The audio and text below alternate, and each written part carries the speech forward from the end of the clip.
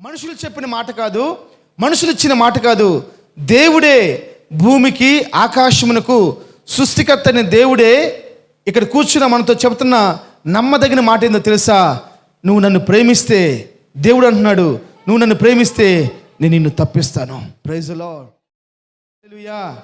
మీకు తెలుసా కరోనాలో నువ్వెందుకు తప్పించబడ్డావో?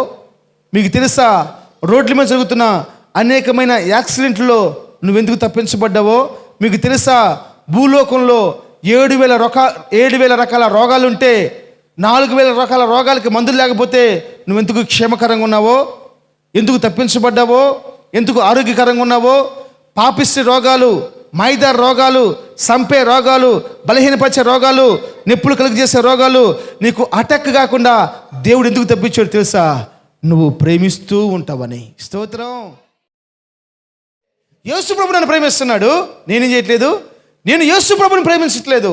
అందుకని యేసు ప్రభుని ప్రేమించలేదు కాబట్టి యేసు ప్రభు దగ్గరికి వచ్చి యేసు ప్రభు దగ్గర మోకరించి ఏ మేలు పొందుకోకుండా వెన్నుదిరిగిపోయిన వ్యర్థుడిగా మార్చబడిన ఒక్కరే ఈ ధనవంతుడైన యవనస్తుడు.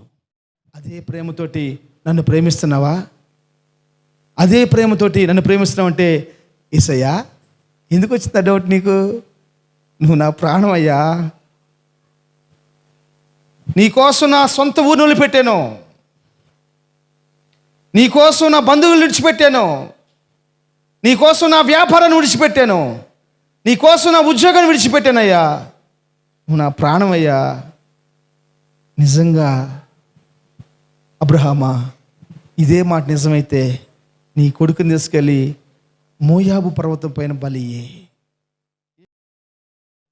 ఇప్పుడు కొడుకు మీద ఉన్న ప్రేమ గొప్ప, లేకపోతే దేవుని మీద ఉన్న ప్రేమ గొప్పని తేల్చుకునే సమయంలో అబ్రహాం గారు ముందు పెట్టిన పరీక్షలో అబ్రహాం గెలుచుకున్నాడు, నా దేవుడు నాకు ప్రాణం అని.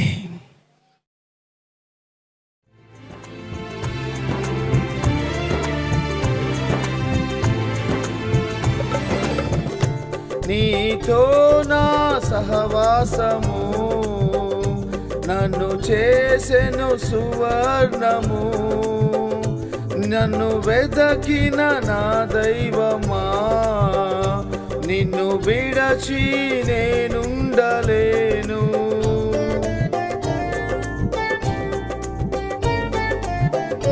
నీతో నా సహవాసము నన్ను చేసెను సువర్ణము, నన్ను వెదకిన నా దైవమా, నిన్ను విడచి నేనుండలేను. సియోను స్వాచ్ఛముకై సమర్పణతో జీవింతును, సియోను స్వాచ్ఛముకై సమర్పణతో జీవింతును. ఆరాధన ఆరాధన ఆశ్రయుడా నిత్య ఆరాధన, ఆరాధన ఆరాధన ఆశ్రయుడా నిత్య ఆరాధన. మన ప్రభువును రక్షకుడైన యేసుక్రీస్తు వారి శ్రేష్టమైన నామంలో ఈ ప్రార్థన కూడికుడు వచ్చిన మందరూ కూడా నా హృదయపూర్వకమైన ఉందా తెలియజేస్తున్నాను. దేవుడు మీ అందరిని దీవించును గాక. ఆమేన్. బైబిల్ తెరిచి యోహోను రాసిన సువార్త 21వ అధ్యాయము 15వ వాక్యాన్ని చదువుకుందాం.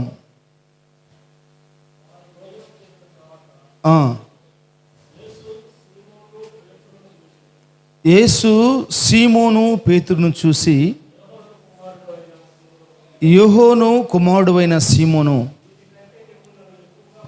వీరికంటే నీవు నన్ను ఎక్కువగా ప్రేమించుచున్నావా?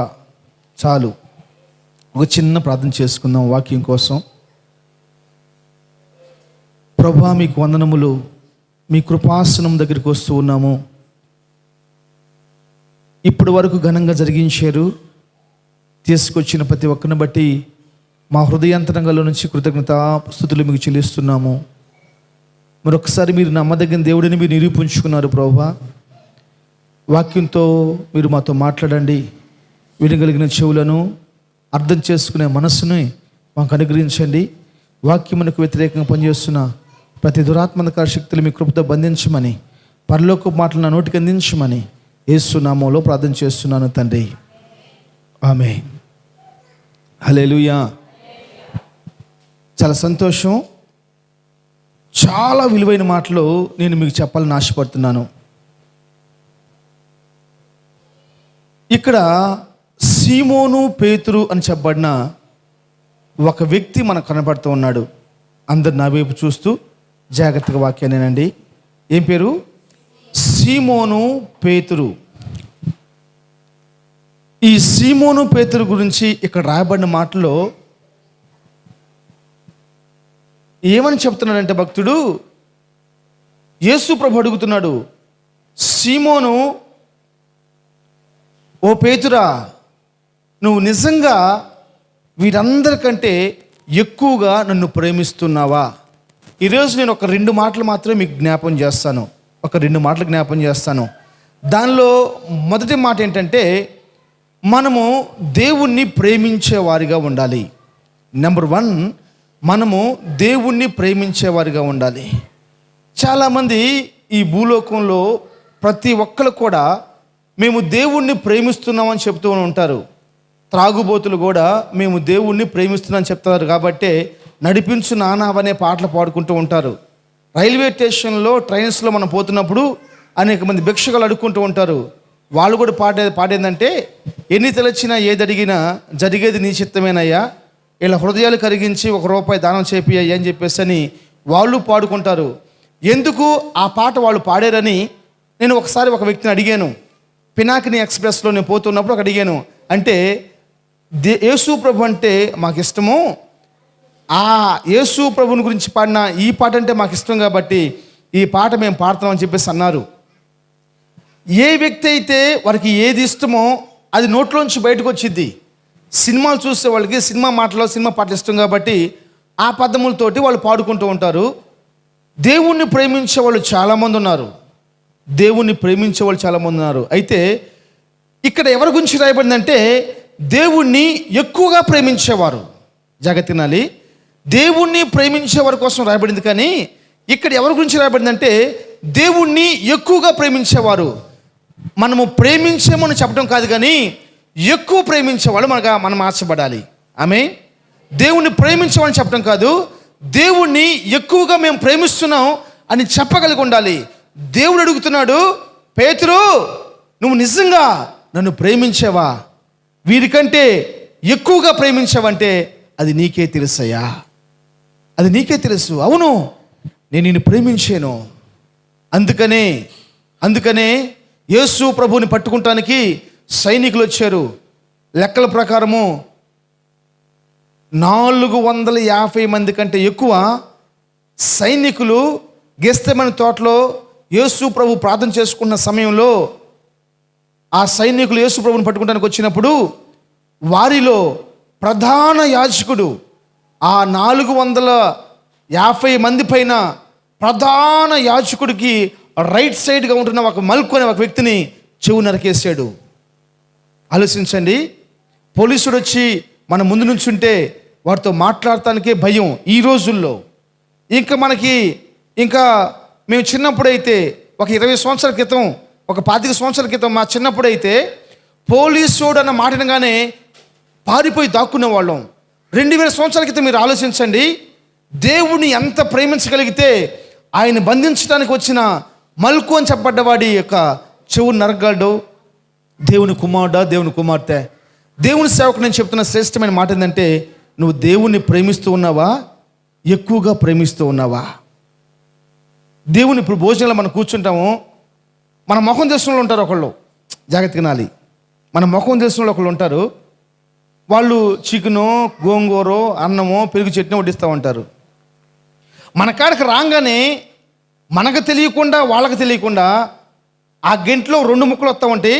మన ముఖం చూడంగానే 4 ముక్కలు వస్తూ ఉంటాయి. కారణం ఏంటి? ఏదో తెలియని ఒక ప్రేమ, మాంస ముక్కల ప్రేమ. స్తోత్రం. ఏదో తెలియని ఒక మాంసం ముక్కలు తెలియని ప్రేమ. హల్లెలూయా. ఇక్కడ ఏమంటున్నాడంటే మనం ఎక్కువగా ప్రభుని ప్రేమించేవారిగా మార్చబడాలి. ఇదే నా ఆశ, ఇదే నేను మీతో చెప్పాలనుకుంది. మనం దేవుని ఎంత ఎక్కువగా ప్రేమిస్తున్నామో అది నిన్ను ఎంత ఉన్నతంగా మార్చిద్దో ఈరోజు ఒక 2 మాటలు మీకు చెప్తాను. అసలు ఎందుకని ఒక వ్యక్తి దేవుని ప్రేమించాలి? పేతురు గురించి నేను మాట్లాడాలి. పేతురు గురించి మాట్లాడితే సమయం సరిపోదు. పేతురు దేవుణ్ణి ఎన్ని విషయాల్లో ప్రేమించాడో, ఏ విషయాల్లో ప్రేమించాడో, దేవుణ్ణి ప్రేమించినందుకు ఏం చేశాడో నేను మీకు చెప్పాలనుకుంటున్నాను. అది ఇప్పుడు చెప్పడానికి సమయం సరిపోదు కాబట్టి, అసలు ఒక వ్యక్తి కనుక దేవుణ్ణి ప్రేమిస్తే అతను ఏం చేస్తాడు? దేవుణ్ణి మనం ప్రేమించినప్పుడు దేవుడు ఏం చేస్తాడు అని మీకు చెప్పాలనుకుంటున్నాను. వాటిలో కొన్ని రిఫరెన్స్లు మీకు చూపిస్తాను. మీరు బైబిల్ తెలిసి గబగబ చదవండి. కీర్తన గ్రంథము 91 కీర్తన 14 వచనం రాసుంటుంది. అతడు నన్ను ప్రేమిస్తూ ఉన్నాడు గనక నేను అతన్ని తప్పించేదును అని రాసుంటుంది అక్కడ. 91 కీర్తన 14 వాక్యం. అతడు నన్ను ప్రేమించుచున్నాడు గనక, అతడు ప్రేమించను కాదు అమ్మ, నాకు చూడండి, అతను ప్రేమించను కాదు, ఏం చేస్తున్నాడు? ప్రేమిస్తూనే ఉన్నాడు. అతడు ప్రేమిస్తున్నాడు కనుక దేవుడు అతను ఏం చేస్తాడంట? నేను తప్పిస్తాను. మనుషులు చెప్పిన మాట కాదు, మనుషులు ఇచ్చిన మాట కాదు, దేవుడే భూమికి ఆకాశమునకు సృష్టికర్త అయిన దేవుడే ఇక్కడ కూర్చున్న మనతో చెబుతున్న నమ్మదగిన మాట ఏందో తెలుసా? నువ్వు నన్ను ప్రేమిస్తే, దేవుడు అంటున్నాడు, నువ్వు నన్ను ప్రేమిస్తే నేను నిన్ను తప్పిస్తాను. Praise the lord. హల్లెలూయా. మీకు తెలుసా కరోనాలో నువ్వెందుకు తప్పించబడ్డావో? మీకు తెలుసా రోడ్ల మీద జరుగుతున్న అనేకమైన యాక్సిడెంట్లో నువ్వెందుకు తప్పించబడ్డావో? మీకు తెలుసా భూలోకంలో 7,000 రకాల రోగాలుంటే 4,000 రకాల రోగాలకి మందులు లేకపోతే నువ్వెందుకు క్షేమకరంగా ఉన్నావో? ఎందుకు తప్పించబడ్డావో? ఎందుకు ఆరోగ్యకరంగా ఉన్నావో? పాపిష్టి రోగాలు, మైదా రోగాలు, సంపే రోగాలు, బలహీనపరిచే రోగాలు, నొప్పులు కలుగజేసే రోగాలు నీకు అటాక్ కాకుండా దేవుడు ఎందుకు తప్పించాడు తెలుసా? నువ్వు ప్రేమిస్తూ ఉంటావని. స్తోత్రం. హల్లెలూయా. నువ్వు దేవుణ్ణి ప్రేమిస్తూ ఉంటావని, నువ్వు ప్రేమిస్తూ ఉంటావని. దేవుణ్ణి కనుక మనం ప్రేమిస్తే ఆయన మనల్ని తప్పిస్తూ ఉంటాడు. Praise the lord. హల్లెలూయా. సంవత్సరం మాకు సరిగా గుర్తులేదు కానీ చెన్నైలో మౌలువాకు అనే ఒక ప్రాంతం ఉంది. ఆ ప్రాంతంలో శనివారం రోజు సాయంత్రం 4 గంటలకి విపరీతమైన వర్షం పడిందండి. భయంకరమైన వర్షం పడింది. అందరు ఎక్కడో కూర్చున్నాము. దీనిలో ఒక ఫోన్ వస్తుంది, నాకు ఒక ఫోన్ వస్తుంది. ఏంటి ఆ ఫోన్ అంటే, మగులివాకు అని చెప్పిన ఒక ఊర్లో ఏం జరిగింది? 11 అంతస్తుల బిల్డింగు కూలిపోయింది. దానిలో శనివారం కాబట్టి పేమెంట్ కోసం అనేక మంది డబ్బుల కోసం వచ్చి ఆ రోజు విషయం ఏంటంటే, శనివారం రోజు ఎక్కువ మంది పనికి వస్తూ ఉంటారు, మిగతా రోజులు పనికిరారు. మిగతా వాళ్ళు ఒక్కరోజు పని చేసినా కానీ, మిగతా 5 రోజులు ఆపేసినా కానీ శనివారం వచ్చేసి ఎక్కువ మంది పని చేస్తూ ఉంటారు. ఆ రోజు 11 అంతస్తుల బిల్డింగ్ కూలిపోయింది అని చెప్పేసి అని మనకు తెలిసిన ఒకతను ఫోన్ చేసినప్పుడు నేను నికలాస్ వెంటనే బైక్ మీద వెళ్ళిపోయాం. ఆ ప్లేస్లో చూద్దామని పోయినప్పుడు అనేక మంది పోలీసులు, ఎటు చూసిన జనం, విస్తారమైన బళ్ళు. మేము మా బండిని ఒక పక్కన పెట్టేసి నడుచుకుంటూ పోయి చూస్తే ఒక అతను బండి మీద ఉన్నాడు, లుంగి కట్టుకున్నాడు, కన్ను కట్టుకొని వణిగిపోతూ వస్తూ ఉన్నాడు. శ్రీకాకుళం అతను. మేము అతను ఆపేసి అడిగాం, ఏందయ్యా ఏం జరిగిందంటే, అయ్యా ఏం జరిగిందో మాకు అర్థం కాదు, యేసు ప్రభు మాతో నిజమైన దేవుడు. అనేక మంది మేము చూస్తూ ఉన్నామండి. 64 మంది చనిపోయారు అక్కడ. అంబులెన్స్లు వేసుకొని పోతూ ఉన్నారు. ఎంతమంది చనిపోయే తెలియలేదు. తర్వాత పేపర్లో వచ్చిన విషయం ఏంటంటే, ఇప్పుడు కూడా మీరు ఇంటర్నెట్లో కొట్టుకొని వచ్చింది, అది మౌలివాకం బిల్డింగ్ అని చెప్పంటే, టిన్స్ బిల్డింగ్, 2 పక్కన 11 అంతస్తుల బిల్డింగ్లు, పెద్ద ఇంత రాడ్లు, లావుగా ఉన్నాయి రాడ్లు. ఎందుకు కూలిపోయిందో తెలియదు. తర్వాత వాళ్ళు పరీక్ష చేసి చెప్పింది ఏంటంటే, అక్కడ లూజ్ సాయిల్ ఉంది కాబట్టి ఆ లూజ్ సాయిల్ వల్ల బిల్డింగ్ దిగిపోయేసి కూలిపోయింది. అది 2-3 అంతస్తుల కిందకు దిగిపోయేసేసి అలా బిల్డింగ్ వాలిపోయిందంట.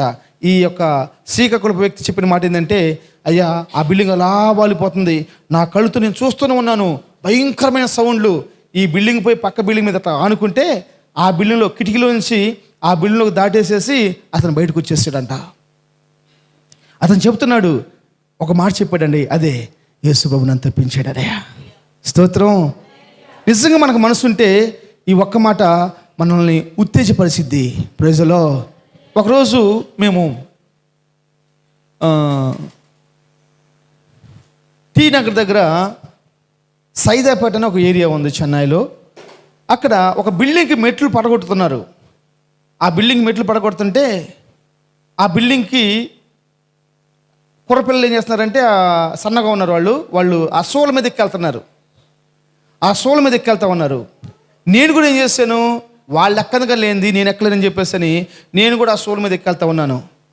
ఆ సోల్ మీద ఎప్పుడు లేను, వెళ్ళి ఆ ల్యాండింగ్ మీద ఇలా కూర్చున్నానండి.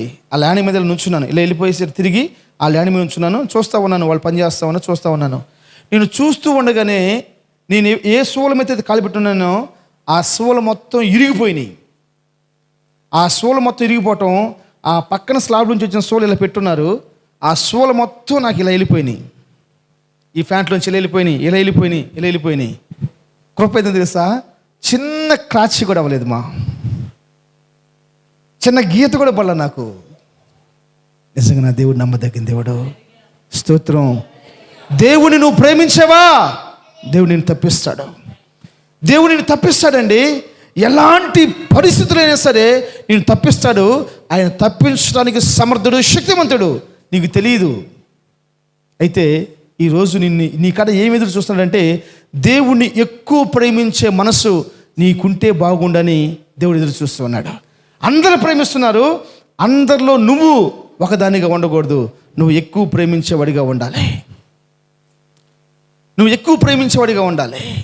స్తోత్రం. దేవుడు ప్రతి ఒక్క మనసు నెరిగిన వాడు. దేవుడు ఏం చేస్తున్నాడంటే, ప్రేమిస్తున్నావు కాబట్టి తప్పిస్తాడు, ప్రేమిస్తావన్న ఆశతో తప్పిస్తాడు. జాగ్రత్త వినాలి. ప్రేమిస్తున్నావన్న ఆశతోటి ప్రభు తప్పిస్తాడు, ప్రేమించపోతావన్న ఆశతో కూడా ప్రభు తప్పిస్తావు. దాన్ని గుర్తుండదు. Praise the lord. హల్లెలూయా. దేవుని సేవకుడిగా నేను చెప్పే ఒక శ్రేష్టమైన మాట ఏంటో తెలుసా, యేసు ప్రభువుని ప్రేమించేవారు నిశ్చయంగా సంరక్షించబడతారు. హల్లెలూయా. యేసయ్యా నిన్ను ప్రేమించువారు బలమైన సూర్యుని వలెనే ఉదయించెదరు నిత్యము, ఉదయించెదరు నిత్యము. శాశ్వత కాలం నీతోనే నివసింతురు, శాశ్వత కాలం. యేసయ్యా నిన్ను ప్రేమించువారు బలమైన సూర్యుని వలెనే నివసించెదరు నిత్యము, శాశ్వత కాలం నీతోనే నివసింతురు, శాశ్వత కాలం నీతోనే నివసింతురు. హల్లెలూయా. దేవుణ్ణి ప్రేమించేవారంట వారు సింహాల్లాగా ఉంటారంట. స్తోత్రం. దేవుణ్ణి ప్రేమించేవారంట సూర్యునిలాగా ఉంటారంట. స్తోత్రం. హల్లెలూయా. దేవుణ్ణి ప్రేమించే వారికి దేవుడిచ్చే బహుమానం ఏంటి?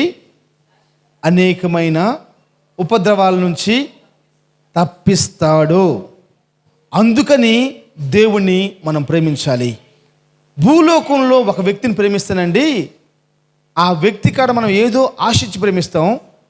అయితే ఆ ప్రేమ అది శాశ్వతమైనది కాదు, అది వ్యర్థమైపోయిద్ది. అతను మనల్ని మోసం చేయొచ్చు, మనం అతన్ని మోసం చేయొచ్చు. నిన్న సంతరావులు చెల్లి వాళ్ళకి ఇంటికి వెళ్ళినప్పుడు చెల్లి ఒక మాట నాతో చెప్తుంది. ఏందమ్మా అంటే, పలానా వ్యక్తి అన్న, ఇదిగో ఈ తమ్ముడు ఉన్నాడు చూసావా, ఈ జక్రయ్య వాళ్ళ అన్నయ్య అని చెప్పేసి అంటుంది. ఏందమ్మా అంటే, తన భార్య అతను చంపేసిందన్న. నేను ఎందుకమ్మని అడిగాను. వేరే వాళ్ళతో అక్రమ సంబంధం పెట్టుకొని ఏం చేసిందంట, భర్తను ప్రేమించింది కదా, 7 అడుగులు వేసింది, మూడు కట్టించుకుంది. ఇంత ప్రేమించిన వ్యక్తిని భర్తను చంపేయాలన్న అంత కఠినమైన మనసు ఎలా స్త్రీకి వచ్చేసిందంటే ఆ ప్రేమ ఒరిజినల్ ప్రేమ కాదు. నీ ప్రేమ దేవుని చేత తప్పించబడేదిగా మార్చబడాలి, కానీ నీ ప్రేమ దేవుని నుంచి తొలగిపోయేదిగా మార్చబడకూడదు. స్తోత్రం. బైబిల్లో మీరు చదువుకోండి, చదవండి. మార్కు సువార్త 17వ అధ్యాయము 22వ వచనం. మార్కు సువార్త 17వ అధ్యాయము 22వ వచనం.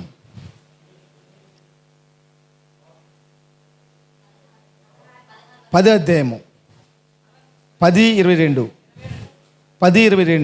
మార్కు సువార్త 10:22. అతడు 22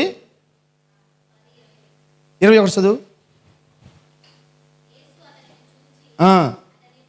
ఆమేన్, హల్లెలూయా. యేసు అతన్ని చూసి అతన్ని ప్రేమించి, నీకు ఒకటి కొదువుగా ఉంది, నువ్వు వెళ్ళి నీ కలిగి ఉన్నదంతటి కూడా అమ్మి నన్ను వెంబడించు అని చెబితే ఆ మాట అతనికి ఏమైపోయిందంట, ముఖం చిన్నబుచ్చుకొని దుఃఖపడుతూ అతను మిగులు ఆస్తి గలవాడు కాబట్టి వెనక్కి వెళ్ళిపోయాడంట. అంటే దేవుడు ప్రేమిస్తున్న అనేక మంది వెనక్కి వెళ్ళిపోతున్నారు. దేవుడు లోకమును 3వ అధ్యాయం యోహాను సువార్త 3వ అధ్యాయం 16వ వచనం రాసి ఉంటుంది. దేవుడు లోకమును ఎంతో ప్రేమించాడు, ఆయన ప్రేమకు అవధులు లేదు. అయితే అది కరెక్టే, నువ్వు యేసు ప్రభుతో ఉండాలంటే, యేసు ప్రభు మాటని వినాలంటే నువ్వు యేసు ప్రభుని ప్రేమించాలి. యేసు అతన్ని ప్రేమించి అతనితో ఒక మాట చెబుతున్నాడు, ఆ మాట చేయలేకపోయాడు. కారణం ఏంటి చెప్పండి అమ్మా? ఇతను యేసు ప్రభుని ప్రేమించట్లా. జాగ్రత్త వినాలి, అర్థమైందని చెప్పింది. దేవుడు నన్ను ప్రేమించి నాకు ఒక మాట చెప్తే ఆ మాట నేను చేయలేకపోయినంటే అర్థం ఏంటంటే యేసు ప్రభు నన్ను ప్రేమిస్తున్నాడు, నేనేం చేయట్లేదు, నేను యేసు ప్రభుని ప్రేమించట్లేదు. అందుకని యేసు ప్రభుని ప్రేమించలేదు కాబట్టి యేసు ప్రభు దగ్గరికి వచ్చి యేసు ప్రభు దగ్గర మోకరించి ఏ మేలు పొందుకోకుండా వెన్నుదిరిగిపోయిన వ్యర్థుడిగా మార్చబడిన ఒక్కరే ఈ ధనవంతుడైన యవనస్తుడు. స్తోత్రం, హల్లెలూయా. అందుకని భూలోకంలో దావీదు గారు అంటే చాలా ఇష్టం, ప్రతి ఒక్కరికి ఇష్టమే. ఆయన రాసిన పాటలే అందరూ పాడుకుంటూ ఉంటారు, ఆయన మాటలే ధ్యానం చేస్తూ ఉంటారు, ఆయన గురించే మాట్లాడుతూ ఉంటారు. భూలోకంలో 32% మంది ప్రజలు క్రైస్తవులను చెప్పబడుతున్న వాళ్ళు డేవిడ్ అని దావీద్ అని ఆయన పేరు పెట్టుకుంటూ ఉన్నారు. స్తోత్రం. ఎందుకో తెలుసా? 18వ కీర్తన 1వ వాక్యం, యెహోవా నా బలమా నేను నిన్ను ప్రేమించుచున్నాను. ఇక్కడ దావీదు గారు ఒక చక్కని మాట చెప్తున్నాడు. ఏం చెప్తున్నాడంటే, యెహోవా నా బలమా నేను నిన్ను ప్రేమిస్తూ ఉన్నాను. అంటే ఇక్కడ దావీదు గారి యొక్క బలము ఏమైందంటే చెప్పాలి, దేవుని ప్రేమై ఉంది. దేవుని ప్రేమై ఉంది. జాగ్రత్త వినాలి. దేవుణ్ణి మనం ప్రేమిస్తే దేవుణ్ణి దావీదు దేవుణ్ణి, జాగ్రత్త వినాలి, దావీదు దేవుణ్ణి ఎప్పుడు ప్రేమిస్తూ ఉన్నాడు? రాజుగా చేసినాక ప్రేమిస్తున్నాడా? రాజుగా చేయక ముందు ప్రేమిస్తూ ఉన్నాడా? God bless you. దేవుడు మీ అందరినీ దీవించును గాక. దేవుడు నమ్మదగిన వాడు, ఆయన అందరినీ ప్రేమిస్తున్నాడు. ఒకవేళ నన్ను ఎక్కువగా ప్రేమించి నిన్ను తక్కువగా ప్రేమిస్తున్నాడంటే అతను దేవుడు కాదండి. పలానా కులపోళ్ళని ఎక్కువ ప్రేమించి పలానా కులపోళ్ళని తక్కువ ప్రేమిస్తే అతను దేవుడు కాదండి. మనుషులందరూ ఒకటే, ఎందుకంటే ఒకడైన దేవుడు చేశాడు కాబట్టి మనుషులందరూ ఒకటే. క్రైస్తత్వానికి కులాలు లేవు, క్రైస్తత్వానికి మతాలు లేవు, క్రైస్తత్వానికి జాతులు లేవు, క్రైస్తత్వానికి ప్రాంతాలు లేవు. స్తోత్రం. కానీ ఒకటి మాత్రం వాస్తవం, మనం ఎప్పుడైతే దేవుని ప్రేమిస్తామో మన జీవితాల్లో నూతన కార్యాలు జరగటం ప్రారంభించబడతాయి. లేనివి ఉన్నవిగా మార్చబడతాయి, ఉన్నవి లేని వాటిగా మార్చబడతాయి. స్తోత్రం. దావీదు కోరుకుంటున్న శ్రేష్టమైన మాట ఏంటంటే, యెహోవా నా బలమా నేను నిన్ను ప్రేమిస్తూ ఉన్నాను. నేను నిన్ను ప్రేమిస్తున్నాను. కింద చదువుకుంటూ వస్తే ఒక చక్కని మాట అంటాడు, చదువు 4వ వచనం. మరణ పాశములు నన్ను చుట్టుకొని నన్ను భక్తిహీనులు వరదవలే నా మీదకి పడి బెదిరింపగను, పాతాళపు పాశములు నన్ను అరికట్టగను, మరణపు ఉరులు నన్ను ఆవరింపగను. నా శ్రమలో నేను యెహోవాకు మొరపెట్టి తిని నా దేవునికి ప్రార్థన చేసి తిని. జాగ్రత్తగా నాలి. ఒక వ్యక్తి కనుక దేవుణ్ణి ప్రార్థన చేస్తానంట, ఒక వ్యక్తి కనుక దేవుణ్ణి ప్రేమిస్తే కనుక ఏం చేస్తాడంటే మరణపు ఉరుల నుంచి అతని ప్రభు తప్పించేస్తాడు, పాతాళం నుంచి తప్పించేస్తాడు. భక్తిహీనులు ఏం చేస్తున్నాడు? వరద వలె ఆ పంటని ముంచేయాలని, పచ్చగా ఉంది పంట, పూత పూసింది, గింజకి పాలు పడతా ఉన్నాయి, పంట చేతికి రాబోతుంది. అలాంటి పరిస్థితుల్లో ఏం చేస్తుంది తెలుసా? దాన్ని ముంచేయాలని వస్తున్నాడంట. భక్తిహీనులు వరద వలె వస్తున్నారంట.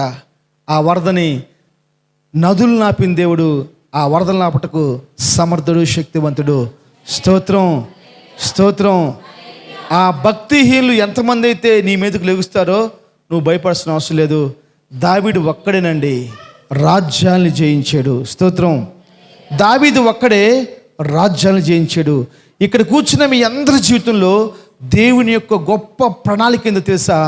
మీరు గనక నన్ను ప్రేమిస్తే మరణములో నుంచి మిమ్మల్ని నేను తప్పిస్తాను, పాతాళం నుంచి నేను తప్పిస్తాను, భక్తిహీనులు వరద వలె నీ పైకి వచ్చినా నేను తప్పిస్తాను అని ఒక గ్యారెంటీ కార్డు రాసిస్తూ ఉన్నాడండి. ఇక్కడున్న మీరు దేవుణ్ణి నమ్మండి, దేవుని మాటకు లోబడండి, దేవుణ్ణి ప్రేమించండి. ఈ విషయాల్లో మీకు క్షేమాన్ని ప్రభువు ఇస్తాడు. స్తోత్రం. మొన్న ఫోన్లో ఒక వీడియో పంపించారండి. ఆ వీడియో ఏంటంటే 70 సంవత్సరాల ముసలాయన 7,000 గ్రామాల్లో సైకిల్ మీద స్వాత పడించాడంట. ఎన్ని గ్రామాలండి? 7,000 గ్రామాల్లో స్వాత పడించాడంట. ఆయన వయసు అంతని చెప్పాను, 70 సంవత్సరాలు. ఈరోజు కూడా 40 కిలోమీటర్ల సైకిల్ దొక్కుతున్నాడంట. ఎన్ని రోజులమ్మా? ఈరోజు కూడా. ఎందుకని చేస్తున్నామని ఒక కుర్రోడు ఇంటర్వ్యూ చేస్తున్నాడు అతన్ని. ఎందుకు నువ్వు ఇలా చేయగలిగావంటే ఆయన చెప్పిన బట్టి తెస్తా, నేను దేవుణ్ణి ప్రేమిస్తున్నాను కాబట్టి నేను ఏదైనా చేయగలను, నేను దేవుణ్ణి ప్రేమిస్తున్నాను కాబట్టి నేను ఏదైనా చేయగలను. నువ్వు దేవుణ్ణి ప్రేమిస్తే నువ్వు నిశ్చయంగా ఏదైనా చేస్తావు ప్రభు కోసం. హల్లెలూయా. నువ్వు అబ్రహాముని కనుక అడిగావనుకో, అబ్రహామా ఒక్కగానొక్క కొడుకుని, వృద్ధాప్యంలో కన్నా కొడుకుని బలిపీఠాన్ని ఎక్కించడానికి నీ త్యాగం ఏంటంటే యెహోవా. అందుకే అక్కడ ఏం రాస్తాడు? చదవండి ఒకసారి. 22వ అధ్యాయం మొదటి వచనం, ఆదికాండం 22:1. ఆదికాండం 22:1. ఆ సంగతులు జరిగిన తర్వాత పరిశోధించి ఎట్లనగా, అబ్రహామా పిలువగా అతడు చిత్తము ప్రభువా నేను. అప్పుడు ఆయన, అమ్మా నీకు ఒక్కడై ఉన్న నీ కుమారుణ్ణి అనగా, ఎవరు ప్రేమించిన ఇస్సాకుని జాగ్రత్తగా నాలి. చాలు నాన్న, థ్యాంక్ యూ. జాగ్రత్తగా నండి. ఇక్కడ ప్రభు ఏం చెప్తున్నాడంటే, మనం బిడ్డలను ప్రేమిస్తూ ఉంటాము, మనం భార్యని ప్రేమిస్తూ ఉంటాము. అయితే దేవుడు కంపోజ్ చేసుకున్న చూడండి ఎలా ఉందో. జాగ్రత్తగా నానమ్మా. దేవుడు ఎలా కంపోజ్ చేసుకున్నాడంటే, నువ్వు బిడ్డను ప్రేమించినట్లు, రే రాంబాబు, రే నువ్వు నీ కొడుకుని ప్రేమించినట్లు నన్ను ప్రేమిస్తున్నావా? రే రాంబాబు, నువ్వు నీ భార్యను ప్రేమించినట్లు నువ్వు నన్ను ప్రేమిస్తున్నావా? రేపు రాంబాబు, నువ్వు నీ బామర్దిని ప్రేమించినట్లు, రాంబాబు నీ బంధువర్గాన్ని ప్రేమించినట్లు నువ్వు నన్ను ప్రేమిస్తున్నావా? జాగ్రత్తగా నాలి. దేవుడు ఇక్కడ అదే అడుగుతున్నాడు. అబ్రహామా, దీనత్వంతో వచ్చాడు. అబ్రహామా, ఏంది ప్రభువా నువ్వు భలే ప్రేమిస్తున్నావయ్యా, ఇస్సాకుని గోరు ముద్దలు పెడుతున్నావయ్యా, ఎంత ప్రేమిస్తున్నావో. నిజంగా అదే ప్రేమతోటి నన్ను ప్రేమిస్తున్నావా? అదే ప్రేమతోటి నన్ను ప్రేమిస్తున్నావంటే, యేసయ్యా ఎందుకు వచ్చింది డౌట్ నీకు? నువ్వు నా ప్రాణం అయ్యా, నీకోసం నా సొంత ఊరిని వదిలిపెట్టాను, నీకోసం నా బంధువులు విడిచిపెట్టాను, నీకోసం నా వ్యాపారాన్ని విడిచిపెట్టాను, నీకోసం నా ఉద్యోగాన్ని విడిచిపెట్టానయ్యా, నువ్వు నా ప్రాణం అయ్యా. నిజంగా అబ్రహామా ఇదే మాట నిజమైతే నీ కొడుకుని తీసుకెళ్ళి మోయాబు పర్వతం పైన బలియే. ఏ మోయాబు పర్వతం కిందితే వద్దు వద్దు, అక్కడ తీసుకెళ్ళావు. ఎందుకు తీసుకెళ్ళమన్నాడు మోయాబు పర్వతం పైకి? ఎందుకంటే అప్పుడు దాకా చెప్పాలి, అప్పుడు దాకా నడవనీలా సైకిలు, లోకల్ తిరగటానికి కొంచెం సెంటర్కి పోవడానికి బైకు, కొంచెం దూరం పోవడానికి కారు ఉన్నావు, ఆశపడు కదా. అంటే గాడిదలు, ఒంటులు సమస్తాన్ని ఇసాకిచ్చాడు, నడవటం కుదరదు. ఇప్పుడు దేవుడు అంటున్నాడు నువ్వు నిజంగా నీ కొడుకుని ప్రేమించిన దానికంటే నన్ను ప్రేమిస్తున్నావు రుజువుపరచాలంటే నీ కొడుకుని కొండెక్కిపోయి నడుచుకుంటా, నీ కొడుకుని కొండెక్కిపోయి నడుచుకుంటా. సరేనయ్యా, వెళ్ళిపోయాడండి. ఇప్పుడు కొడుకు మీద ఉన్న ప్రేమ గొప్ప, లేకపోతే దేవుని మీద ఉన్న ప్రేమ గొప్పని తేల్చుకునే సమయంలో అబ్రహాం గారు ముందు పెట్టిన పరీక్షలో అబ్రహాం గెలుచుకున్నాడు, నా దేవుడు నాకు ప్రాణం అని. అందుకే బహుతరములకు దీవెనకరంగా మార్చేశాడు అబ్రహాము. దేవుని ప్రేమించే మనసుని ప్రభు నాకు ఇవ్వునుగాక, దేవుని ప్రేమించే మనసుని ప్రభు నీకు ఇవ్వునుగాక. స్తోత్రం. 8వ కీర్తన, సామెతల గ్రంథం 8వ అధ్యాయంలో ఒక మాట ఉంటుంది, బైబిల్ తెరిచి చదవండి. సామెతల గ్రంథం 8వ అధ్యాయము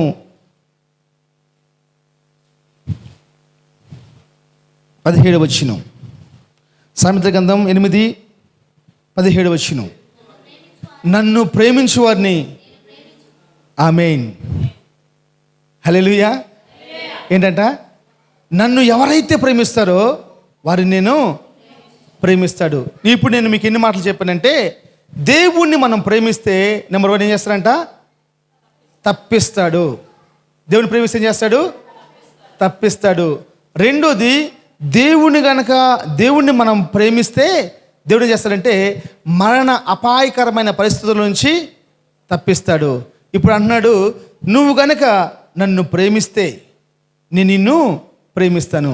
దేవుడు మనల్ని ప్రేమించి ఏం చేస్తాడు? చదవండి అక్కడే 21 వచనం. 21 వచనం. నన్ను ప్రేమించు వారిని ఏం చేస్తాను? ఆమేన్, హల్లెలూయా. నాకు చూడండి, నన్ను అందరూ సరి కూర్చోవాలి అబ్బాయి. నన్ను ప్రేమించు వారందరినీ నేనేం చేస్తానంటే ఆస్తికర్తలుగా చేస్తాను. జాగ్రత్త వినాలి. నన్ను ప్రేమించే వారందరినీ నేను చెప్పాను, నా సాక్ష్యం, నా జీవితంలో జరిగిన మొత్తం కూడా చెప్పాను. చాలా విలువైన మాటలు మీతో షేర్ చేసుకున్నాను. ఒక వ్యక్తి కనుక దేవుణ్ణి ప్రేమిస్తాడంట, అతను ఏం చేస్తాడు తెలుసా? ఆస్తికర్తలుగా చేస్తాడు. మీరు ఆస్తికర్తలుగా ఉన్నారా? ఆస్తి కోసం ఆశపడేవారిగా ఉన్నారా? జాగ్రత్త వినాలి. మీరు ఆస్తికర్తలుగా ఉన్నారా అంటే, ఆస్తికర్తలు అంటే అర్థం ఏంటంటే ఆస్తిని ఇచ్చేవాళ్ళు. ఆస్తి కోసం ఆశపడేవాళ్ళు అంటే దోచుకునేవాళ్ళు, తీసుకునేవాళ్ళు. దేవుని ప్రేమించండి, భూలోకంలో ప్రతి ఆశీర్వాదాలు నీ కాలకడ ప్రభు పెడతాడంతే. నువ్వు చేసే ప్రతిదీ సఫలమైపోయింది. అది నా దేవుని వాగ్దానం. దేవుణ్ణి ప్రేమించాలంటేనండి మన కలిగి ఉన్న వాటిని విడిచిపెట్టాలి. దేవుడిని ప్రేమించాలంటే మనకు కలుగున్న వాటిని ఫస్ట్ మనం విడిచిపెట్టాలి. మన పనుల్ని విడిచిపెట్టాలి, మన భారాలను విడిచిపెట్టాలి, మన బాధ్యతలు విడిచిపెట్టాలి. నేను రక్షించబడ్డ కొత్తలో సేవకులు నాతో చెప్పిన మాట ఏందో తెలుసా? మనము ఆరాధించేటప్పుడు నేను ఒక్కడనే భూప్రపంచంలో ఉంది, ఎవ్వరు లేరని చెప్పేవాళ్ళు. ఆరాధన లేసి నేను నిలబడ్డానంటే అర్థమైంది తెలుసా? నేను ఒక్కడనే ఉన్నాను, నా అన్నవాళ్ళు నాకు ఎవరు లేరు, నాతో ఉన్నవాళ్ళు నాకు ఎవరు లేరు, నన్ను కన్నవాళ్ళు నాతో ఎవరు లేరు. కాబట్టి అప్పుడు నేను ప్రభువుని పరిపూర్ణంగా ప్రేమించి ప్రభుని ఆరాధించగలను. స్తోత్రం, హల్లెలూయా. నువ్వు ఆస్తి కర్తగా ఉన్నావా అంటే ఆస్తిని ఇచ్చేవాడిగా ఉన్నావా, లేకపోతే ఆస్తిని చెప్పాలి లాక్కోవడానికి నువ్వు ప్రయత్నం చేస్తా ఉన్నావా? నువ్వు ఆస్తిని తీసుకునేవాడిగా ఉన్నావా? నువ్వు ఎలా ఉన్నావు? దేవుని సేవకుడిగా వాక్యం మనతో మాట్లాడుతున్న విలువైన మాట ఏదో తెలుసా? ఈరోజు నువ్వు జ్ఞాపకం చేసుకో. దేవుని కనుక మనం ప్రేమిస్తే ఆయన మనల్ని ఆస్తికర్తలుగా చేస్తాడు. స్తోత్రం. దేవుని ప్రేమించే మనసుతో నువ్వు నింపబడదుగాక, దేవుని ప్రేమించే ఆత్మతో నువ్వు నింపబడదుగాక. మరొక్కసారి చెప్తున్నానండి, దేవుని ప్రేమించిన వాళ్ళు విడిచిపెట్టబడరు, ఆపత్కాలంలో నమ్మదగిన సహాయకుడు ఆయనే. నువ్వు నాకు ఫోన్ చేస్తే నువ్వు ఎత్తకపోవచ్చు, నేను నీకు ఫోన్ చేస్తే నువ్వు ఎత్తకపోవచ్చు, కానీ యేసయ్యకి ఫోన్ చేసావనుకో వెంటనే ఆయన స్పందిస్తాడు, వెంటనే ఆయన స్పందిస్తాడు. స్తోత్రం, హల్లెలూయా. నెంబర్ 1. నెంబర్ టూ రెండో మాట చాలా ప్రాముఖ్యమైంది. మనం ఫస్ట్ ఏం చెప్పాను? ఫస్ట్ మాట ఏంది? మనము దేవుణ్ణి ప్రేమించేవారుగా మార్చబడాలి. ఇప్పుడు రెండోది ఏంటంటే మనము దేవునికి భారీగా ఉండాలి. వాస్తవానికి నేను ఏమనుకున్నానంటే లవ్ మ్యారేజ్ అని టైటిల్ పెడదాం అనుకున్నా. అసలు చండాలంగా ఉంటుంది, లేదొద్దని చెప్పేసి అని. అందుకని దేవుణ్ణి ప్రేమించటం రెండోది. ప్రేమించిన దేవునితోటి మనం భారీగా బంధము కలిగి ఉండాలి, భారీగా బంధము కలిగి ఉండాలి. ఎందుకు ఆత్మదేవుడు ఈ మాట చెప్పాడంటే 1 కొరింథీ పత్రిక 7వ అధ్యాయం 10వ వచనంలో ఒక మాట రాస్తుంటారు, చదవండి. 1 కొరింథీ పత్రిక 7వ అధ్యాయం 10వ వాక్యం. 1 కొరింథీ చాప్టర్ 7 వర్స్ 8, 10. మరియు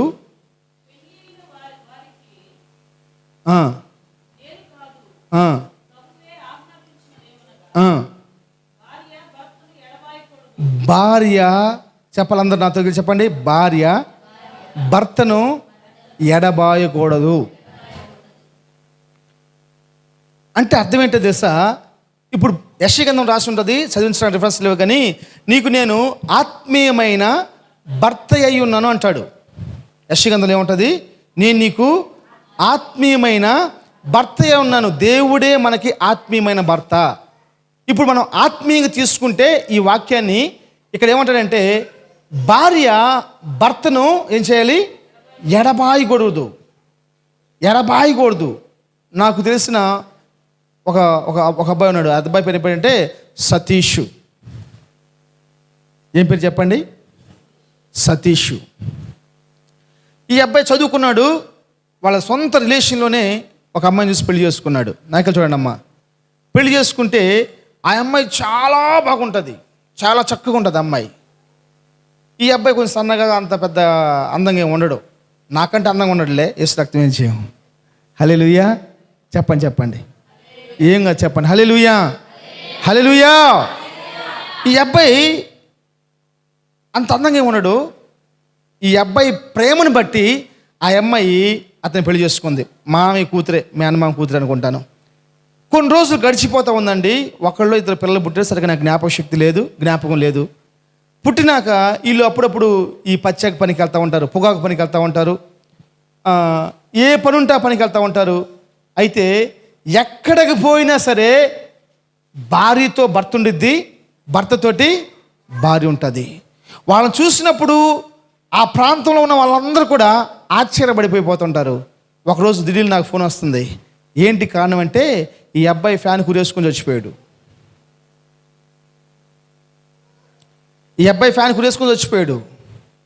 ఎందుకయ్యా అని అడిగితే వాళ్ళు చెప్పిన విషయం ఏంటంటే వాళ్ళ అమ్మ నాన్నతో కలిసి చెప్పకుండా పచ్చాక పనికి వెళ్ళిందంట ఈ అమ్మాయి.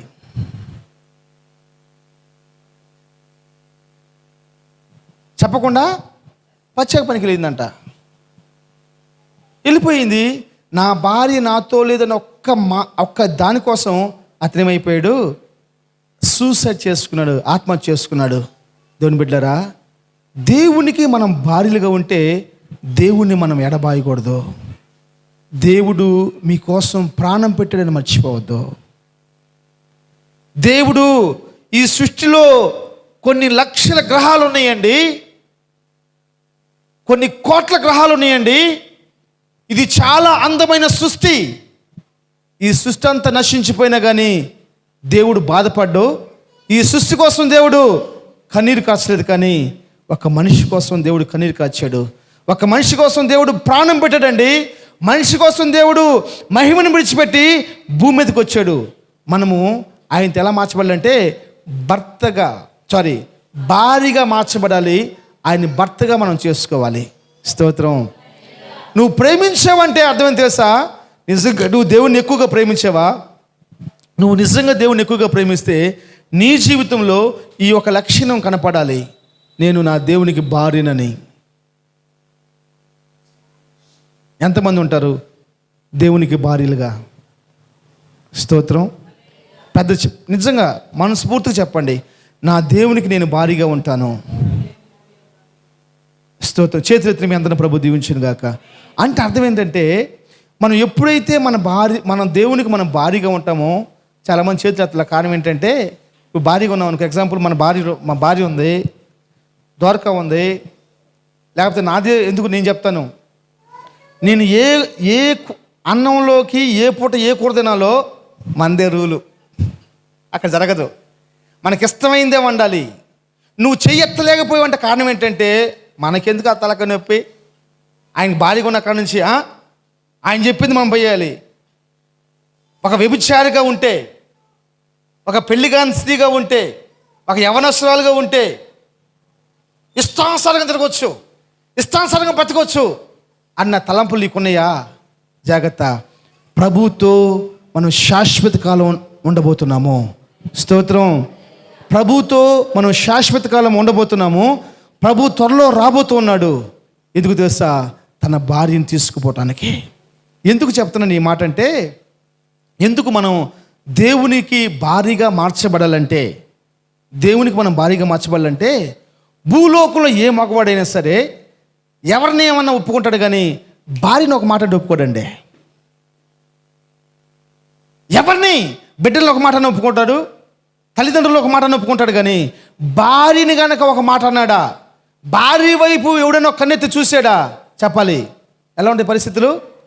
గల్లంతంతే ఏమయ్యాలి? సవాళ్ళు ఎగవాలి. అవునా కదా? దేవునికి నువ్వు భారీగా మార్చబడిపోతే నీ విషయమై నా దేవుడు రోషం కలిగిన వారిగా మార్చబడతాడు. స్తోత్రం. హల్లెలూయా. ఇలాంటి శ్రేష్టమైన కృపను వదిలిపెట్టి నీ సొంత ఆలోచనల ప్రకారం తిరగటానికి, నీ ఇష్టానుసారంగా ఉండటానికి దయచేసి నువ్వు ఉండొద్దు. కష్టమే, కానీ ఆ కష్టాన్ని ఇష్టంగా నువ్వు చేసుకో. దేవుడు ఉన్నత పదముల్లో ప్రభుని నడిపించేస్తాడు. స్తోత్రం. ప్రభు త్వరలో రాబోతూ ఉన్నాడు. అందుకని 21 ప్రకటన గ్రంథం 21 అధ్యాయం 2 వచనం రాసి ఉంటుంది. ప్రకటన గ్రంథము 21 అధ్యాయము 2 వాక్యం. మరియు నేను నూతనమైన యెరూషలేము అంటే, ఇదిగో ఈ మందిరం, నేను నూతనమైన యెరూషలేము చూస్తున్నాను. ఆ పరిశుద్ధ పట్టణము తన భర్త కొరకు అలంకరింపబడిన పెళ్లి కుమార్తె వలె సిద్ధపడి పరలోకమందున్న దేవుని యొద్ద నుండి దిగువచ్చుట చూచితిని. స్తోత్రం. ఎలా ఉందంటమ్మా? తన భర్త కొరకు. యెరూషలేము అంటే ఎవరు? సంఘము. ఈ సంఘం అంట తన భర్త కోసం అలంకరించబడి సిద్ధంగా ఉంది. పెళ్లి కుమారుని ఎదుర్కొంట కోసం. నా 2 చేతులు జోడించి చెప్తున్నాను, యేసు ప్రభు త్వరలో రాబోతున్నాడు. నిన్ను భారీగా నువ్వు గనక భర్తగా స్వీకరించకపోతే నిన్ను తీసుకెళ్ళి ఆయన అంతఃపురంలో ఉంచుకోడు. ఈ బోధ మీకు నచ్చదని నాకు తెలుసు, ఈ బోధ మీకు ఇష్టం ఉండదని నాకు తెలుసు. ఈ మాటను కనుక ఈ మాటను నువ్వు మనసుతో అంగీకరించాలంటే ఫస్ట్ నీ ఆత్మ మంట కలిగి ఉండాలి. నీ ఆత్మ ఏమై ఉండాలంటే మంట కలిగి ఉండాలి. ఆయన ఎందుకు వస్తున్నాడు తెలుసా? తన భారీగా అలంకరించబడుతున్న ఆ సంఘాన్ని తీసుకుపోవడానికి వస్తూ ఉన్నాడు. ఆ సంఘాన్ని తీసుకుని పోతానికి వస్తున్నాడు. నువ్వెవరు? ఆయన భార్యవా? ఆయన భార్యగా ఉండడానికి ఇష్టపడుతున్నావా? మనము దేవునికి భార్యలుగా ఉంటేనండి మన ఆలోచనలు నెరవేర్చబడవు. సలహాలు ఇస్తాం, ఏమండి అలా కాదు, ఇలా చేద్దామండి, ఇలా చేద్దామని సలహాలు ఇస్తాం, తప్పులేదు. కానీ ముగింపు ఎవరిది? భర్తదే. అలా వద్దమ్మాయి ఇలాగే కానీ, ఇలా వద్దమ్మాయి అలాగే కానీ, ముగింపు వచ్చేలాకి ఎవరిది? భర్తదే. దేవుని సేవకుడిగా నేను తెలియచేసిన శ్రేష్టమైన మాట ఏంది తెలుసా? నా దేవుడు చెబుతున్నాడు, నువ్వు నాకు భారీగా ఉంటావా? నువ్వు నాకు భారీగా ఉంటే నీకు కావలసిన ప్రతిదీ దేవుడు చూసుకుంటాడనే. దేవుడే చూసుకుంటాడు. శోభాతిశయంగా నిన్ను మార్చేస్తాడు. మహిమ కిరీటాలతో నిన్ను నింపేస్తాడు. శ్రేష్టమైన ఘనతను ప్రభు నీకు ఇస్తాడు. ఎప్పుడు తెలుసా? మనము దేవునికి భారీగా మార్చబడితే. అందుకే ఎస్తేరుతో ఒక మాట అంటాడు. ఎస్తేరు అహష్వేరోషు ముందుకు పోయినప్పుడు ఎస్తేరు వైపు చూసి, ఎస్తేరు ఏందమ్మా ఇలా వచ్చావంటే, ఆ రాజుగారు నేను మీతో మాట్లాడాలి. ఏందమ్మా చెప్పు, ఏం కావాలి నీకు? నా రాజ్యములో చెప్పాలి, నా రాజ్యములో సగం మట్టుకు రాసిమంటావా అంటే ఎంత అండి? సగం అంటే ఎంత? 127 సగం ఎంత? 63.5 రాజ్యాలు. అంటే 63.5 దేశాలు నీకు ఇమ్మంటావా వేస్తారు? ఇప్పుడు యేసుప్రభు అంటాడు, 63.5 రాజ్యాలు కాదు, నా సింహాసనాన్ని నీకు ఇస్తానని చెప్తున్నాడు ప్రభు.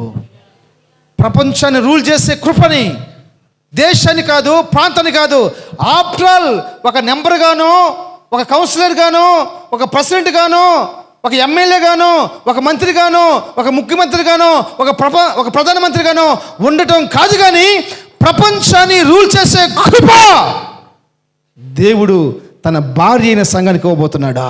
స్తోత్రం. దానికోసమే ఆరాటము, దానికోసమే పోరాటము, దానికోసమే నువ్వు పరిత్యాగం చేయబడ్డ దానిగా మార్చబడాలి. ప్రైజ్లో. అయితే ఇప్పుడు నేను ముగించబోతున్నాను. దేవుడు నీకు ఇచ్చిన ఆ శ్రేష్టమైన భాగ్యాన్ని నువ్వేం చేసుకోవాలి తెలుసా? అలంకరించుకుంటూ ఉండాలి, తయారు చేయబడుతూ ఉండాలి. పెళ్లి కుమార్తెని తయారు చేసే స్థలాలు చాలా ఉన్నాయి. మీరు చెప్తారా, నేను చెప్పమంటారా? పెళ్లి కూతుర్ని తయారు చేసే స్థలాలు ఏంటమ్మా? నెంబర్ 1 బ్యూటీ పార్లర్, నెంబర్ 2 కళ్యాణ మండపాల్లో ఒక రూమ్ ఉంటుంది, నెంబర్ 3 పెళ్లి జరిగే ఇంటి పక్కన ఒక ఇల్లు ఉంటుంది, ఆ ఇంట్లో కూర్చొని పెళ్లి కూతురుని తయారు చేస్తారు. కానీ యేసు ప్రభువుకి భారీగా ఉండే స్త్రీని తయారు చేసే స్థలం ఏదంటే చెప్పాలి, దేవుని మందిరము. ఏందమ్మా? దేవుని మందిరము. నేను చెప్పాను ఈరోజు ఒక మాట చెప్పాను. దేవుడు నిత్యము ఏం చేయబడుతున్నాడు? స్తుతించబడుచు ఉన్నాడు. దేవుడు నిత్యము స్తుతించబడుతున్నాడు. పగలనక, రాత్రనక, సమయం అనక, అసమయం అనక, సోమవారం అనక, మంగళవారం అనక, ప్రతి దినము మన దేవుడు ఏం చేస్తున్నాడు? స్తుతించబడుతున్నాడు. ఎందుకు స్తుతించబడుతున్నాడు అంటే ఆ స్తుతి ద్వారా నీకు ఒక రూపాన్ని ఇవ్వాలని ప్రభు ఆశపడుతున్నాడు. ఈ మధ్యకాలంలో వాట్సాప్లో ఒక బొమ్మ పంపించారు నాకు. ఆ బొమ్మ నేను చూశాను. ఆ బొమ్మ ఏంటంటే అది ఒక రాయి. ఆ రాయి శుద్ధి స్నానం పెట్టుకొని చెక్కుంటున్నాడు. అంటే అర్థం ఏంటంటే తన అందమైన రూపాన్ని తనే చెక్కుకోవాలి. ఒక మగపిల్లాడు ఉన్నాడండి, ఒక మగపిల్లాడు ఉన్నాడు.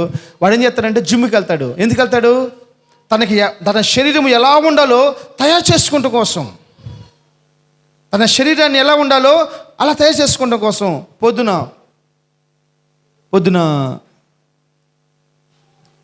ప్రీతి ఫోన్ చేసింది. ఫోన్ చేసేసి ఉద్యోగంకి వెళ్తానని చెప్పేసి నాతో మాట్లాడుతుంది. నేను చెప్పాను, అమ్మ ఫస్ట్ నీ గురి ఏమైందో దాన్ని ప్లాన్ చేసుకో. నీ గురి ఏమైందో ప్లాన్ చేసుకో. గురి ఏమైందో ప్లాన్ చేసుకొని దానికోసం పాకులాడు, దాన్ని పట్టుకోవడం కోసం పరిగెత్తు. అప్పుడు నువ్వు దీవించబడతావు, అన్ని విషయాలు సక్రంగా ఉంటావని చెప్పేస్తాను. నేను అక్కడ ఒక కాలు ఇక్కడ ఒక కాలు మనం వేయకూడదమ్మా అని చెప్పాను నేను. స్తోత్రం, హల్లెలూయా. నిన్న ఒక స్త్రీ ఫోన్ చేసింది. ఒక స్త్రీ ఫోన్ చేసి, అన్నా నా కోసం ప్రార్థన చేయండి అని చెప్పింది. అమ్మ ఏంటమ్మా ప్రాబ్లం అంటే, మాకు వేరే వాళ్ళ ద్వారా ఒక పాస్టర్ గారు పరిచయం అయ్యాడు. ఆ పాస్టర్ గారి పేరు ఏదో నాకు సరిగ్గా తెలియదు, వాళ్ళది చీరాల అని చెప్పన్నాడు. స్తోత్రం. ఏ ఊరు? చీరాల.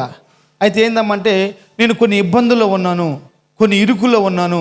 ఈ ఇబ్బందులు ఇరుకులు పోవాలని చెప్పేసి అని అతన్ని ప్రే చేయమని చెప్పన్నాను, ప్రార్థన చేయమని చెప్పానంటే అతను చెప్పాడు, కంపల్సరీ మేము ప్రార్థన చేస్తాము, తగ్గిపోతాయని చెప్పేసి అన్నాడు. అన్నయ్య చాలా సంతోషం అనిపించింది. నేను ఫోన్ చేసి ఇదిగో మరి ఈ విషయాలై ప్రార్థన చేయమని చెప్పేసి ప్రార్థన రిక్వెస్ట్లు ఆయనకి ఇచ్చినప్పుడు ఆయన చెప్పాడంట, మేము వచ్చి కనుక మీ ఇంట్లో ప్రార్థన చేయాలంటే 9,000 రూపాయలు ఖర్చు అవుతుందని చెప్పన్నాడంట. ఎంత? 9,000 రూపాయలు ఖర్చు అయ్యింది, 3 వారాలు వచ్చి ప్రార్థన చేయాలని చెప్పన్నాడంట. సరే నేను అన్నాను, అసలు ఏందమ్మా ప్రాబ్లం, మొహం ఆటం లేకుండా చెప్పమన్నా. ఏమన్నదన్నయ్య, ఒకళ్ళు వేరే వాళ్ళు నాకు 25,000 రూపాయలు వేయాలి, ఆ 25,000 రూపాయలు రావాలని చెప్పేసి అని ప్రార్థన చేయమని చెప్పంటుంది. ఇప్పుడు 25,000 కోసం ఎన్ని వేలు ఇచ్చి ప్రార్థన చేసుకోవాలి? మీరు ఒకసారి ఆలోచించండి. అమ్మ మీరేం చేస్తారని అడిగాను. అన్నయ్య, మా ఆయన నాకు 3 బిడ్డలు, ఆడబిడ్డలు 2 చిన్నపిల్లలు, మగపిల్లోడు 8-9 సంవత్సరాల వయసు.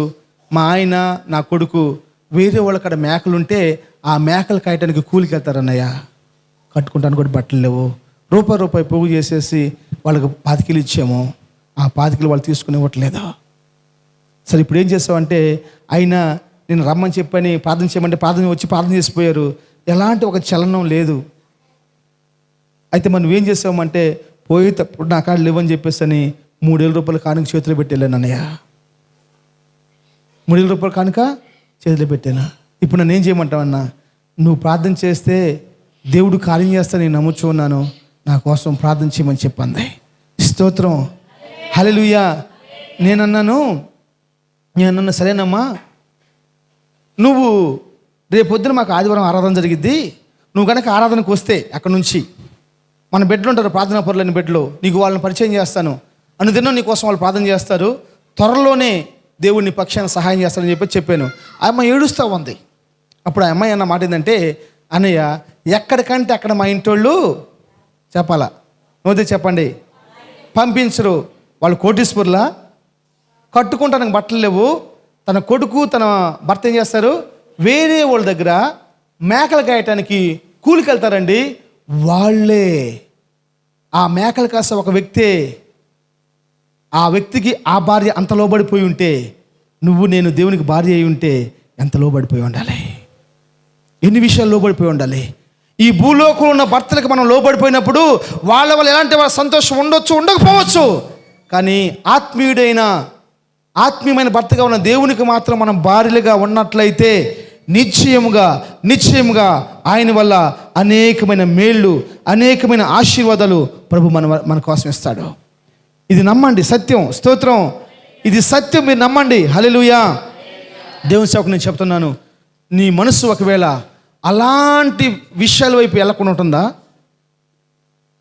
ప్రభువుకు లోబడలేని పరిస్థితుల్లో ఉండిపోతున్నావా, అమ్మ ప్రభు త్వరలో రాబోతున్నాడు. అవి వర్ణించలేని దినాలు అవి. ప్రపంచంలో ఆల్రెడీ ఇప్పుడు నిన్న ఒక పాస్టర్ గారు నాకు ఫోన్ చేసి అడుగుతున్నాడు, బెదరో ఇక ఉక్రెయిన్ రష్యాకు జరుగుతున్న యుద్ధాలు మానిపోయినట్టేనా అడుగుతున్నాడు. నేను చెప్పాను, ప్రభువు రాకడికి మార్గాలు స్టార్ట్ అయినాయి, యుద్ధం అంటుకుంది, భయంకరంగా మండబోయేది కానీ అది ఆరిపోయేది కాదు. చాలామందికి అర్థం కాని విషయం ఏంటంటే, ఆ యొక్క యుద్ధము ఎందుకు జరుగుతుందో కూడా తెలియట్లా, ఉట్టి పుణ్యానికి జరుగుతుంది. అర్థమైందమ్మా, ఉట్టి పుణ్యానికి జరుగుతుంది యుద్ధం. స్తోత్రం. అంటే కారణం తెలుసా, దినాలు సల్లారిపోయినాయి, క్షేమకరమైన దినాలు పోయినాయి, భయంకరమైన దినాలు రాబోతున్నాయి. అంచె దినాల్లో ప్రజలు ఎలా ఉంటారో ఒక చిన్న మాట చదివిచ్చేసేసి నేను ముగించేస్తాను. మొదటి తిమోతి పత్రిక 3వ అధ్యాయము మొదటి వచ్చి నుంచి కొన్ని వచనాలు చదవండి. మొదటి తిమోతి 3వ అధ్యాయము త్వరగా. 2 తిమోతి 3:1, 2 తిమోతి 3:1 నుంచి చదవండి. 2 తిమోతి, అందరూ బైబిల్ తీయండి. 2 తిమోతి పత్రిక 3వ అధ్యాయము మొదటి నుంచి. రైట్, జాగ్రత్తగానమ్మా. ఆఖరి దినములలో, ఏ కాలాలమ్మా, నువ్వు పోతూ ఉన్నావు, ఎందుకు చచ్చిపోతున్నారో తెలియట్లే ప్రజలు. ఎండిపోయిన ఆకుల వలె రాలిపోతూ ఉన్నారండి. ఎట్లా రాలిపోతున్నారమ్మా, ఎండిపోయిన ఆకుల వలె రాలిపోతున్నారు. ఎందుకు మరణాలు సంభవిస్తున్నాయి వాళ్ళకి అర్థం కావట్లా. అవే బైబిల్లో 2000 సంవత్సరాల క్రితం ఏం చెప్పాడంటే, అంచె దినాల్లో అపాయకరమైన కాలాలు వస్తాయి. అసలు అపాయకరమైన కాలాలు ఎలా ఉంటాయి అంటే, ఎలా ఉంటాయంటే ఎలా ఉంటారంటే, మనుషులు ఎలా ఉంటారు, స్వార్థప్రియులు. అంటే నేనే బాగుండాలి, పక్కనోడు అన్నదమ్ముడైనా సరే నాశనం అయిపోయి నాకు సంబంధం లేదు, కడుపును పుట్టినవాడైనా సరే పాడైపోయి నాకు సంబంధం లేదు, నేను సుఖంగా ఉండాలి. ఇప్పుడు ఇలాంటి పరిస్థితులు ఉన్నాయా లేవా? నన్ను మీరు నా వైపు చూసి మీరు చెప్పొద్దు. మీ హృదయాంతరంలో నుంచి, అబ్బాయి పౌలు ఫోన్ ఆపేసి చక్కగా కూర్చోండి. ఏంది కూర్చుంటాం, ఏంది అర్థం కావట్లా. చక్కగా కూర్చో, లేకపోతే ముందుకు రా. స్ట్రైట్గా ఉండొద్దు లెక్కలో, లైనులు. నెంబర్ 1 ఏంటి? స్వార్థ ప్రియులు. ప్రతి ఒక్కరు స్వార్థంతో ఉంటారు. నెంబర్ 2 ఏంటంట? డబ్బు డబ్బు డబ్బు డబ్బు. చిన్న పిల్లని కదిలి పెద్దోని కదిలి. మొన్న ఆరాధన వాళ్ళు ఇంటికి వెళ్ళాను. మా 10 రూపాయలు, మా 10 రూపాయలు అంటుంది. మా నాన్న మాకు ₹1.50 ఇచ్చేవాడు చిన్నప్పుడు. ఎంత? ₹1.50. ఇప్పుడు అమ్మాయికి ఎంత కావాలంట? దానికి ఇన్నుస్తున్న అమ్మాయికి తెలియదు.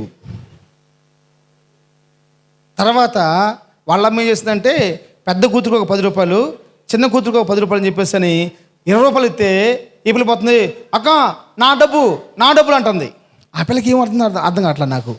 అంటే చిన్న వయసులో నుంచే సాతాను గడు చేస్తున్న కార్యం ఏం తెలుసా? ధనాపేక్ష. నెంబర్ 1 స్వార్థప్రియులు.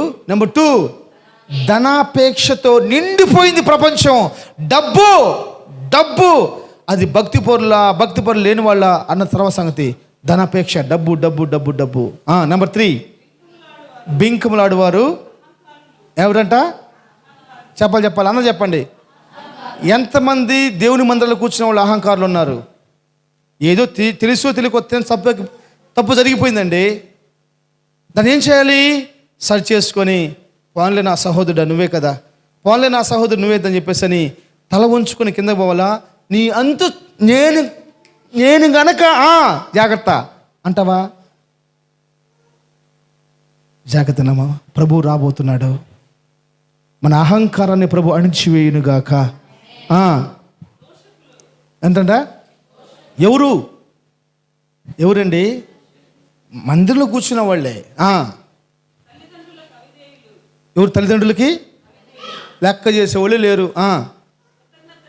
కృతజ్ఞత లేని వాళ్ళు, అపవిత్రులు, అనురాగరహితులు, అతి ద్వేషులు, అపవాదకులు, అజితేంద్రియులు, క్రూరులు, సజ్జన దేశులు, ద్రోహులు, మూర్ఖులు, గర్వాంధులు, దేవుని కంటే సుఖమును ఎక్కువగా ప్రేమించేవాళ్ళు. ఏంటంట?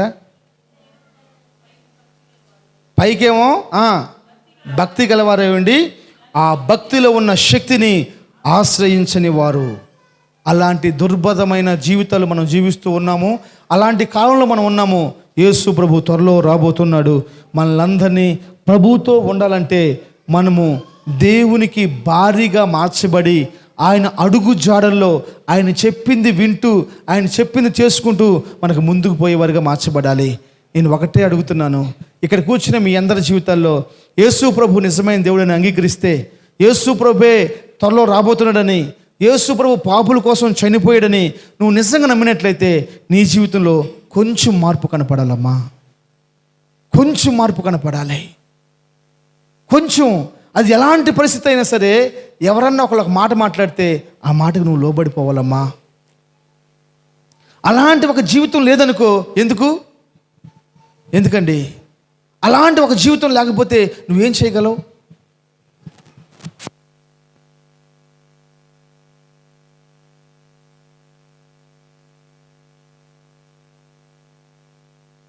కడుపుగొత్తే అక్షరం ఒక లేదు. సేవకుడిగా నేను ఒక మాట చెప్పాను, అలాంటి మన తగదన్నాను. తను ఎంత నష్టమైన భరించింది, కానీ సేవకుల మాట మీరు మాత్రం ముందుకు పోలేదు. నువ్వు ఎవరో ఒక మాట వినాలమ్మా. ఆ మాట నా మాట అయితే నేను చెప్పే మాట తెలుసా? దేవుణ్ణి నమ్ముకుని నీ జీవితంలో ఏదన్నా ఒక మార్పు దేవునికి సూచనగా నువ్వు కనపడాలి. ఆమె దేవునికి సూచనగా నువ్వు కనపడాలి. దేవుని సూచనగా నువ్వు మార్చబడాలి.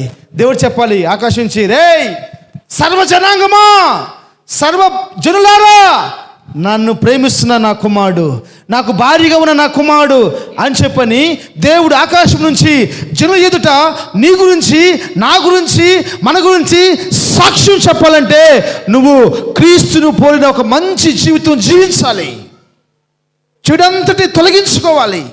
ఒక్క మాదిరికరమైన జీవితం, దేవుని యందు భయభక్తులు కలిగిన వారుగా, మన మాటలో ఒక మృదుత్వం, మన చేతి పనుల్లో ఒక ప్రేమను చూపించటం, ఒకళ్ళ పట్ల ఒకళ్ళు గౌరవించుకుంటాం, ఆత్మీయత కలిగిన వారై అంచె దినాల్లో సాతానుగాడు మీరు చేస్తున్న ఇలాంటి భక్తిని బట్టి కుళ్ళుకొనేవాడు సావాలండి. స్తోత్రం. కుళ్ళుకొని సావాలి. లేచి నిలబడండి. ఒక చిన్న ప్రార్థన చేసుకుందాం. అందరు లేచి నిలబడండి.